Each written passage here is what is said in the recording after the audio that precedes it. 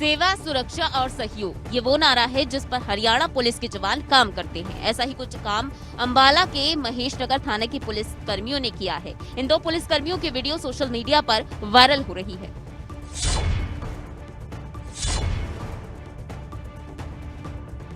Police को लेकर आम आदमी को ये लगता है कि वो लोगों पर डंडा चलाती है।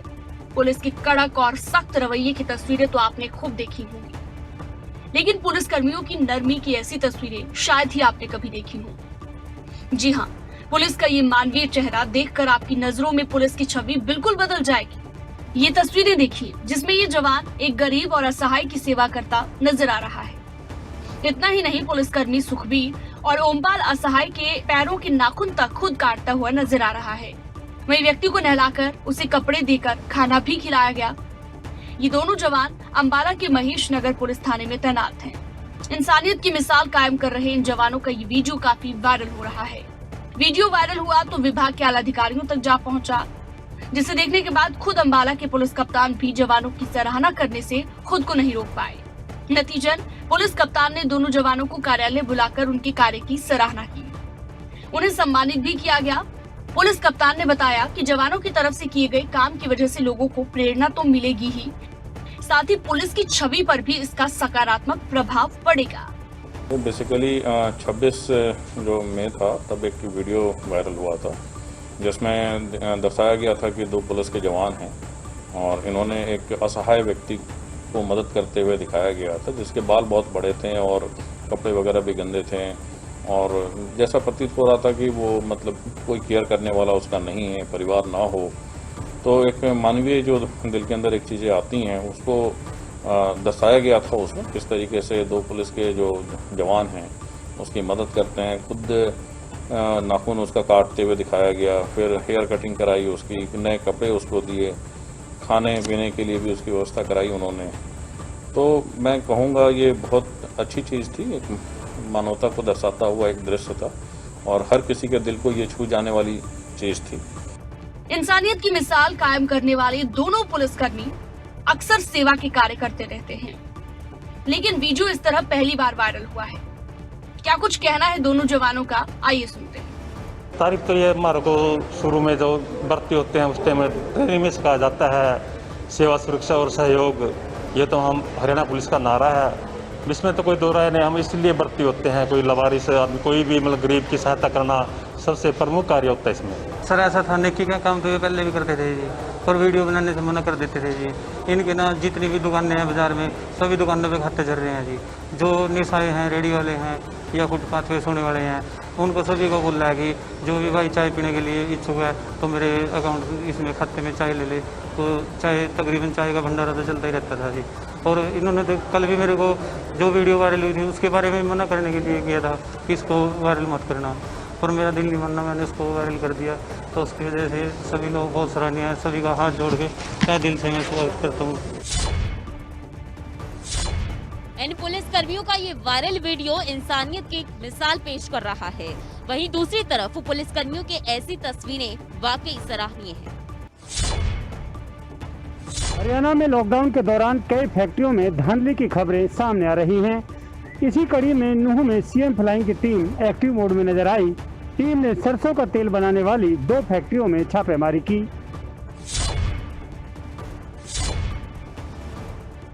हरियाणा में फैक्ट्रियों से लेकर कई बड़ी कंपनियों की धांधली की खबरें लगातार सामने आ रही हैं। लॉकडाउन के दौरान लोगों के गोरख धंधे और बढ़ रहे हैं। ऐसे में प्रशासन की चिंता बढ़ना लाजमी है। लोगों पर सख्ती से शिकंजा कसने के लिए सीएम फ्लाइंग की टीम पूरी मुस्तैदी के साथ जुटी हुई है। प्रदेश में सीएम फ्लाइंग की टीम अब एक्टिव मोड में है और आए दिन अवैध रूप से चलने वाले कारोबार पर छापेमारी कर नए खुलासे करने में लगी है। इसी बीच नूंह के पुन्हाना में जमालगढ़ स्थित सरसों का तेल बनाने वाली 2 फैक्ट्रियों पर छापेमारी की गई और खाद्य सुरक्षा निरीक्षक की निगरानी में दोनों फैक्ट्रियों से तेल के सैंपल लिए गए। जो ये आज कार्रवाई हुई है DSP Shri Virendra CM flying Rewari के आदेश दिशा निर्देश अनुसार, भाई ये तेल की 2 मिल हैं सरसों की पुन्हाना कस्बे की। एक मांडीखेड़ा में पनीर फैक्ट्री थी, एक उमरा में थी। सीएम फ्लाइंग की टीम ने ये कार्रवाई मिल में नकली तेल की सूचना के आधार पर अमल में लाई। दरअसल टीम को ये सूचना मिली थी कि भगवती मिल और रतनलाल संजय कुमार मिल सरसों का तेल बनाकर मार्केट में विभिन्न ट्रेडमार्क के नाम से बाजार में बेचती है, जिसके बाद इन कंपनियों पर छापेमारी की गई। सीएम फ्लाइंग की टीम ने जिले के अंदर 3 डेयरियों पर भी छापेमारी की और सैंपल जांच के लिए भेजे गए। और ये भगवती मिल में 2 ब्रांड हैं, यहाँ 1 ब्रांड है। वहाँ से वो आएगा, अपना नतीजा उसके हिसाब से कार्रवाई की जाएगी। फिलहाल टीम ने मिल और डेयरी से लिए गए सैंपल जांच के लिए भेज दिए हैं। देखना अब यही होगा कि जांच में क्या खुलासा होता है। एक तरफ पूरा देश महामारी से जूझ रहा है तो वहीं दूसरी तरफ दुकानदारों और रेहड़ी वालों के साथ पुलिस की बर्बरता की तस्वीरें सामने आ रही हैं। एक बार फिर फतेहाबाद से ऐसी ही तस्वीरें देखने को मिली। एक और तो कोरोना की मार, दूसरी तरफ पुलिस का अत्याचार। आए दिन पुलिस के दुकानदारों के साथ बर्बरता की खबरें सामने आ रही हैं और कारण बताया जाता है लॉकडाउन के नियमों का पालन करवाना। जरा ये तस्वीरें तो देखिए, आखिर क्यों इन लोगों का पुलिस कर्मियों पर गुस्सा फूट पड़ा है? तो जवाब एक बार फिर वही है कि पुलिस कर्मियों पर रेहड़ी वालों और दुकानदारों के साथ न सिर्फ दुर्व्यवहार करने का आरोप है, साथ ही मारपीट कर रखे सामान को उठाकर ले जाने का भी आरोप लगा है। दरअसल उक्त पुलिसकर्मी ने 2 रेहड़ी वालों की इस कदर पिटाई की कि दोनों पूरी तरह से घायल हो गए। इसके बाद पुलिस की इस दादागिरी के खिलाफ लोगों ने जमकर रोष जताया। करीब 1 घंटे तक पुलिसकर्मी के खिलाफ कार्रवाई करने की मांग की गई। हमारी रेहड़ी लगी हुई थी बाजार में। जीत आया पुलिस वाला, जीत पैरों पे आता है। उसने ऐसे मारा कि किसी की बाँह टूट गई, किसी के नील पड़ गए। इतना मारा कि कहता कि हमने कोई जुल्म कर रहे हैं, हम कोई जुल्म थोड़ी ना कर रहे हैं, हम अपना काम कर रहे हैं। कोई 2 नंबर का चीज नहीं बेच रहे, हम फ्रूट बेच रहे हैं। ऐसे पीटने क्या मतलब है? हमारे घर पे बिठा दो, हमारे को खाने दो, हम आते ही नहीं बाहर। हमें क्या जरूरत है बाहर आने की? हमारे को खाने के लिए दो, हम अंदर बैठेंगे, हम बाहर नहीं आते। ये बेचारे रोजी रोटी कमा कर खाते हैं अपनी। किसी तरह का जब भी कोई इनको कहता है अपने टाइम पे आते हैं, इनका चलान भी काट गए। इन्होंने चलान के 500 भर भी दिए गरीब आदमी ने। आप बताओ जी, गरीब आदमी 200 रुपये 300 कमाने 500 कहाँ से देगा? चलो इन्होंने फिर 500 भर दिया। आज जो इनके साथ धक्का हुआ है, इनकी रेहड़ी के जो तरबूज गिराए गए, उसके बाद इसका बाजू तोड़ी गई और उसका कंडा बटा उठा के ले गए। ये बहुत ही शर्मनाक घटना है। इसके लिए हम कल अजीज को, हमारे एसडीएम साहब आए थे, वो बोल के गए भी वो ड्यूटी पे नहीं आएगा। अगर वो ड्यूटी पर आता है किसी तरह का तो सब्जी मंडी पूर्ण रूप से बंद होगी और सब्जी सारा बाजार बंद होगा रेहड़ी वालों को। हालांकि पहले भी पुलिस कर्मियों की बर्बरता के ऐसे कई मामले सामने आ चुके हैं। यहाँ तक कि मारपीट के वीडियो वायरल होने के बाद पुलिसकर्मी नपे भी गए, लेकिन बावजूद इसके पुलिसकर्मी हरकतों से बाज नहीं आ रहे। लोगों की सुरक्षा करने वाले पुलिसकर्मी की ऐसी हरकतें शर्मनाक हैं। आए दिन सामने आ रहे मामले सोचने पर मजबूर कर देते हैं कि जब लोगों की सुरक्षा करने वाले ही ऐसी हरकतों पर उतर आए तो लोगों की सुरक्षा का क्या होगा? कोरोना काल के दौरान जो पुलिसकर्मी अपनी जान की परवाह किए बिना ड्यूटी पर तैनात नजर आए, उन्हीं पुलिसकर्मियों की दबंगई की तस्वीरें वाकई शर्मनाक हैं। हरियाणा पंजाब बॉर्डर पर बना शंभू टोल प्लाजा पिछले 5 महीनों से किसान आंदोलन की वजह से बंद पड़ा है, जिसकी वजह से सरकार को करोड़ों का नुकसान उठाना पड़ रहा है। किसान आंदोलन को शुरू हुए 6 महीने से भी ज्यादा का वक्त हो गया। इसी बीच किसानों ने विरोध प्रदर्शन करते हुए कई शहरों के टोल प्लाजा को बंद करने का ऐलान किया था। पंजाब और हरियाणा में कई टोल प्लाजा ऐसे हैं जिन्हें बंद हुए करीब 5 महीने से ज्यादा का वक्त हो गया है। इन सभी टोल प्लाजा से होने वाली कमाई मानो किसान आंदोलन की भीड़ चढ़ गई। पंजाब हरियाणा पर बने शंभू टोल प्लाजा का कुछ यही हाल है। पिछले 4 महीनों में टोल प्लाजा को करीब 60 करोड़ का नुकसान पहुँचा है। शंभू टोल प्लाजा 25 दिसंबर से बंद है, लगभग 5 महीना इनको हो गया है। इससे 60 करोड़ का नुकसान हुआ है गवर्नमेंट को। विकास पर क्या असर पड़ेगा इसका सर? विकास पर असर पड़ेगा। जो टोल कलेक्शन एजेंसियाँ होती है, कलेक्ट करके गवर्नमेंट को देती है या NHI को देती है।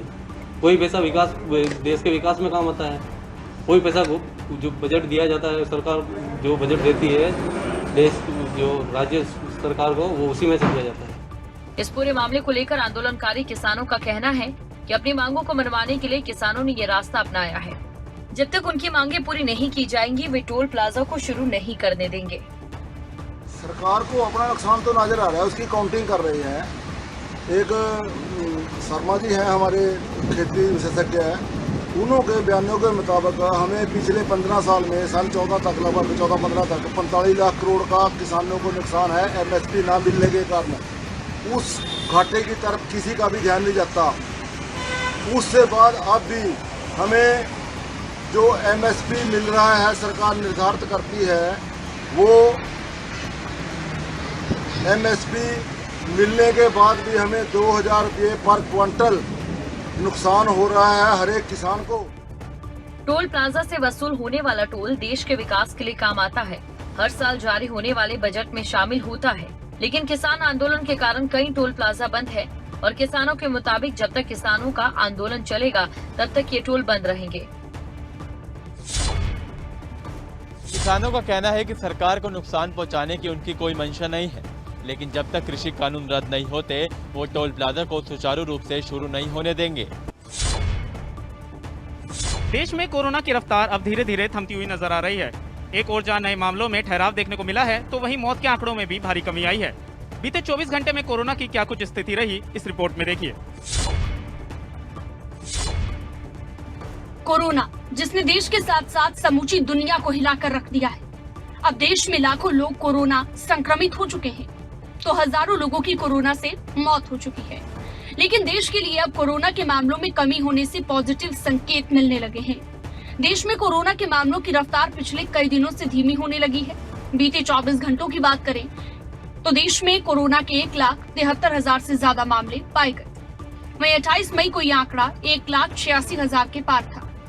राहत का एक और आंकड़ा वो भी है देश में कोरोना से रिकवर हुए मरीजों का आंकड़ा। जी हाँ, देश में कोरोना से रिकवर हुए मरीजों का आंकड़ा 2,51,00,000 के पार जा पहुंचा है। चलिए अब आपको बताते हैं कि देश में कोरोना के ताजा हालात क्या है। बीते 24 घंटे में 1,73,790 मामले पाए गए। 24 घंटे में कोरोना से 3,617 लोगों की मौत हुई। 2,77,00,000 के पार कुल संक्रमितों का आंकड़ा पहुंच गया है। कोरोना के जो एक्टिव केस हैं वो 22,28,000 से ज्यादा है। देश में कोरोना की तेज रफ्तार पर लगाम लगाने के लिए कई राज्यों में लॉकडाउन लगाया गया और राज्यों की ओर से लगाई गई पाबंदियों का असर अब कोरोना के ग्राफ पर दिखने लगा है। महामारी से जंग जीतने में लोगों का बढ़ चढ़कर सहयोग शासन प्रशासन को मिलने लगा है। पिछले कुछ दिनों से कोरोना के आंकड़ों और कोरोना से मौत के आंकड़ों पर नजर डालें तो यह आंकड़ा कुछ इस तरह है। 25 मई को 1,96,427 कोरोना के मामले आए और कोरोना से 3,511 लोगों की मौत हुई। 26 मई को कोरोना का आंकड़ा 2,08,921 था और कोरोना से 4,157 मौत हुई। 27 मई को यह आंकड़ा 2,11,298 था, तो वहीं 3,847 लोगों की जान गई। 28 मई को 1,86,364 मामले आए और 3,660 लोगों की मौत हुई। 29 मई को यह आंकड़ा 1,73,790 पर पहुंचा और कोरोना से 3,617 लोगों की मौत हुई। कोरोना की दूसरी लहर देश पर कहर बनकर टूटी है। रोजाना कोरोना संक्रमण के मामले और मौत के आंकड़े से हर कोई सहम गया है, लेकिन अब राहत का एहसास कराता आंकड़ा भी सामने आने लगा है। कोरोना की धीमी रफ्तार ने कुछ लोगों की चिंताएं तो कम कर दी हैं, लेकिन इसका ये मतलब बिल्कुल नहीं कि हम कोरोना के प्रति लापरवाह हो जाएंगे। कोरोना के मामलों में गिरावट इस तरह बरकरार रहे, इसके लिए जरूरी है कि कोरोना के प्रति सजग रहें, ताकि कोरोना की इस दूसरी खौफनाक लहर पर काबू पाया जा सके। कोरोना के घटते मामले भले ही राहत देने वाले हैं, लेकिन राज्यों में अभी भी सख्त पाबंदियां लागू है। कोरोना के नियमों का पालन तब तक करना होगा जब तक कोरोना पर पूरी तरीके से काबू नहीं पाया जाता। हरियाणा में कोरोना की रफ्तार अब थमती हुई नजर आ रही है। पिछले 24 घंटे में कोरोना का जो आंकड़ा सामने आया है वो काफी राहत देने वाला है। कोरोना से मौत के ग्राफ में भी ठहराव देखने को मिल रहा है। कोरोना की रफ्तार अब थमती हुई नजर आ रही है। एक समय था जब कोरोना का कहर अपने पीक पर पहुंच चुका था। हर कोई रोजाना सामने आ रहे आंकड़ों से सहमा हुआ था, जिसके बाद प्रदेश सरकार ने लॉकडाउन लगाने का फैसला लिया। इसका असर कोरोना के मामलों में दिखा है। धीरे धीरे कोरोना के मामलों का बढ़ता ग्राफ नीचे आया है। शासन प्रशासन के साथ लोगों ने भी राहत की सांस ली है। बीते कुछ दिनों से कोरोना के मामलों में लगातार राहत मिल रही है। बीते 24 घंटे की बात करें तो प्रदेश में 2007 नए मामले पाए गए, जबकि ये आंकड़ा 28 मई को 2,300 के पार था। रिकवरी रेट में भी बेहतरीन सुधार देखने को मिल रहा है। चलिए अब आपको बताते हैं प्रदेश में कोरोना के ताजा हालात। बीते 24 घंटे में 2007 मामले पाए गए। 24 घंटे में 96 लोगों की कोरोना से मौत हुई। कोरोना संक्रमित 5025 लोग रिकवर हुए। अब तक कुल मौत का आंकड़ा 8035 पर पहुंच गया है। वहीं प्रदेश के अधिकतर सभी जिलों में कोरोना के मामलों में राहत देखने को मिल रही है। चलिए अब आपको बताते हैं बीते 24 घंटे में हरियाणा के जिलों में कोरोना का क्या अपडेट है। गुरुग्राम से 171 मामले आए, फरीदाबाद से 106, सोनीपत से 70, हिसार से 219, अंबाला से 96, करनाल से 135, पानीपत से 80, रोहतक से 73, रेवाड़ी से 92, पंचकुला से 98, कुरुक्षेत्र से 44, यमुनानगर से 128, सिरसा से 70, महेंद्रगढ़ से 65, भिवानी से 150, झज्जर से 76 मामले आए। तो वहीं पलवल की बात करें, 36 मामले यहां पर पाए गए। फतेहाबाद में 107, कैथल में 56, जींद में 77, नूह में 11 और चरखी दादरी में 47 मामले पाए गए। हरियाणा में कोरोना के मामले लगातार बढ़ रहे हैं। शासन प्रशासन के प्रयासों के साथ साथ लोगों की समझदारी का ही ये नतीजा है कि प्रदेश में कोरोना से निपटने के लिए अस्पतालों में व्यवस्था दुरुस्त कर दी गई है। वैक्सीनेशन तेज कर दिया गया है। कई लोग भी अलग अलग तरीकों से कोरोना मरीजों की मदद के लिए आगे आ रहे हैं। ऐसे में उम्मीद की जा रही है कि जल्द ही कोरोना की स्थिति में सुधार आएगा और वो दिन दूर नहीं होगा जब प्रदेश में कोरोना के गिने चुने मामले आने लगेंगे। कोरोना के मामलों में कमी ऐसे ही बरकरार रहे, इसलिए अभी जरूरी है कि कोरोना के प्रति आप सावधानी अब भी बरतें।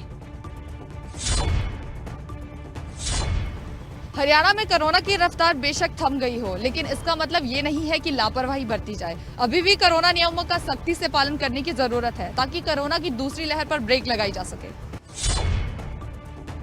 कोरोना के साथ साथ ब्लैक फंगस के कहर से हर कोई सहमा हुआ है। वहीं अस्पतालों की व्यवस्था दुरुस्त हो सके, इसके लिए प्रशासन पूरे प्रयासों में जुटा है। हरियाणा के कई हिस्सों से ऐसी तस्वीरें सामने आई हैं।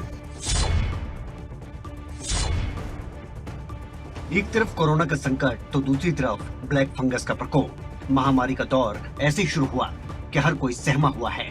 हर कोई सोचने पर मजबूर है कि क्या पहले की तरह जिंदगी एक बार फिर से देखने को मिलेगी या फिर हालात इससे भी बदतर होते जाएंगे। कोरोना की दूसरी लहर काफी घातक सिद्ध हुई है। कई लोगों ने कोरोना से अपनी जान गंवा दी, तो वहीं आंकड़ा वो भी है जो कोरोना से ठीक होने के बाद भी कई दिक्कतों का सामना कर रहे हैं। ऐसे में कुरुक्षेत्र में उमंग नाम से पोस्ट कोरोना केयर सेंटर की शुरुआत की गई। ये उन लोगों के लिए वरदान साबित होगा जो कोरोना से ठीक होने के बाद भी कई समस्याओं का सामना कर रहे हैं। ये उमंग पोस्ट कोविड केयर सेंटर जो है ना सभी जिलों में स्थापित किए जा रहे हैं।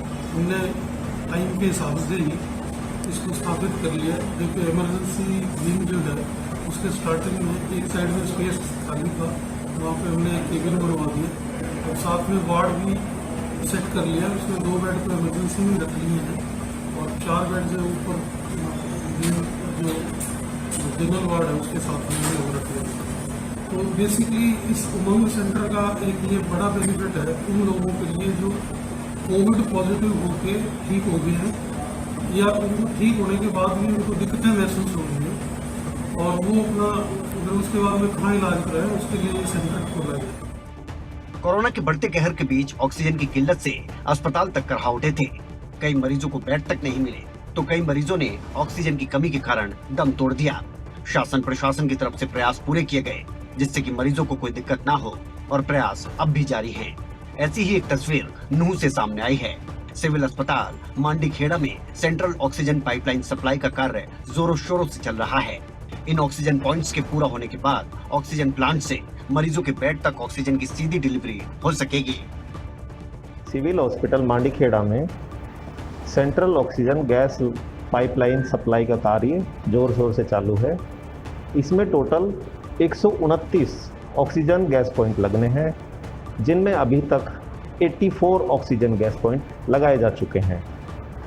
ये point Covid isolation ward, emergency ward और गायनिक डिपार्टमेंट में लगाए जाने हैं। इससे क्या होगा कि जो भी ऑक्सीजन सप्लाई है सीधा प्लांट से मरीज के बेड तक पहुंचाई जाएगी। उससे अभी तो जैसे गैस सिलेंडर उठा के ले जाना पड़ता है, इस तरह की कार्रवाई से बचा जा सकेगा। कोरोना के कहर के बीच अब ब्लैक फंगस की मुसीबत भी आन पड़ी है। हरियाणा के सिरसा में ब्लैक फंगस के मामले लगातार बढ़ रहे हैं, जिसके चलते जिला प्रशासन पूरी तरह से अलर्ट पर है। जिले के नागरिक अस्पताल में ब्लैक फंगस को लेकर वार्ड स्थापित किया गया है। इस वार्ड में 10 बेड लगाए गए हैं। इसके अलावा एक ENT स्पेशलिस्ट डॉक्टर की भी तैनाती की गई है। अभी जो हमारे पास उपलब्ध सुविधाएं हैं सिविल हॉस्पिटल सिरसा में, उससे हमने एक म्यूकरमाइकोसिस वार्ड शुरू कर लिया है, जिसमें हम सस्पेक्ट जो भी म्यूकरमाइकोसिस के पेशेंट्स रेफ़र होकर आ रहे हैं, उनका एक एग्जामिनेशन एंडोस्कोपी के द्वारा करके अकॉर्डिंगली उसकी जो भी डिब्राइडमेंट करनी है, सर्जरी करनी है, वो की जाएगी। और जो इसके और इंस्ट्रूमेंट्स हैं जिसमें काम आने वाले हैं, वो उसकी हमने डिमांड की हुई है। लेकिन ये है कि जो कुछ एक टेस्ट हम यहाँ पे कर पा रहे हैं, तो जितनी भी हम सुविधा पेशेंट्स को दे पा रहे हैं, उसके प्रयास किए जा रहे हैं। महामारी के दौर में हर कोई जंग लड़ रहा है, कोई उखड़ती सांसों से तो कोई उखड़ती सांसों को बचाने के लिए। ऐसे में प्रदेश के कई हिस्सों से सामने आई तस्वीर राहत भरी है। उम्मीद है कि मरीजों को अब किसी तरह की दिक्कतों का सामना न करना पड़े। महामारी के दौरान संक्रमण का शिकार हुए लोगों के लिए राहत भरी खबर सामने आई है। स्वास्थ्य विभाग की ओर से झज्जर जिले में उमंग केयर सेंटर की शुरुआत की गई है। हरियाणा में कोरोना की कोहराम से हर कोई वाकिफ है। प्रदेश के कई जिलों में कोरोना का कहर ऐसा बरपा कि कई कोरोना मरीजों ने जान गंवा दी, तो वहीं कई लोग कोरोना से ठीक होने के बाद अभी भी कई समस्याओं का सामना कर रहे हैं। कोरोना की दूसरी लहर के दौरान संक्रमितों को मानसिक और शारीरिक परेशानी उठानी पड़ी। ऐसे में इसका अंदाजा भी लगाया जा सकता है कि कोरोना से ठीक होने के बाद भी लोगों को कई तरह की दिक्कतें आती हैं। ऐसे लोगों के लिए अब राहत भरी खबर सामने आई है। झज्जर और बहादुरगढ़ में उमंग फेयर सेंटर खोले गए हैं। इन उमंग सेंटर्स में डॉक्टर्स की एक टीम तैनात रहेगी, जो उनके संपर्क में आने वाले लोगों को न सिर्फ जागरूक करेगी, साथ ही उनका इलाज भी किया जाएगा। दरअसल कोरोना से ठीक होने के बावजूद भी लोग शारीरिक कमजोरी या फिर अन्य बीमारी से ग्रस्त रहते हैं। इसी को देखते हुए प्रदेश सरकार के निर्देश पर उमंग सेंटर खोले जाने का फैसला लिया गया है। वहीं डीसी जितेंद्र कुमार ने जानकारी देते हुए बताया कि कोरोना से उभरने के बाद लोगों में तनाव और डिप्रेशन न हो, इसके लिए उन्हें स्वास्थ्य सहयोग दिया जा रहा है। हमारे यहाँ पे 2 जगह बनाए हैं हम लोगों ने, सिविल हॉस्पिटल बहादुरगढ़ और सिविल हॉस्पिटल झज्जर। दोनों जगह डॉक्टर हैं, उसमें आयुष मेडिकल ऑफिसर हैं, उसमें डाइटिशियन है, फिजियोथेरेपिस्ट हैं, साइकोलॉजिस्ट हैं। इनका बेसिक पर्पज़ ये है कि जो कोविड के बाद प्रॉब्लम्स आ रही है लोगों को, कुछ को साइकोलॉजिकल प्रॉब्लम्स आ रही है, कुछ को वीकनेस बहुत ज़्यादा हो रही है, कुछ को एंजाइटी हो रही है, इस तरीके के सिम्टम्स आ रहे हैं पोस्ट कोविड में, तो उनको संभालने के लिए, उन लोगों को केयर करने के लिए सेंटर बनाए गए। शासन प्रशासन पूरे प्रयासों में जुटे हुए हैं ताकि मरीजों को परेशानी का सामना ना करना पड़े। ऐसे में खोले गए उमंग केयर सेंटरों से मरीजों को काफी लाभ मिलेगा।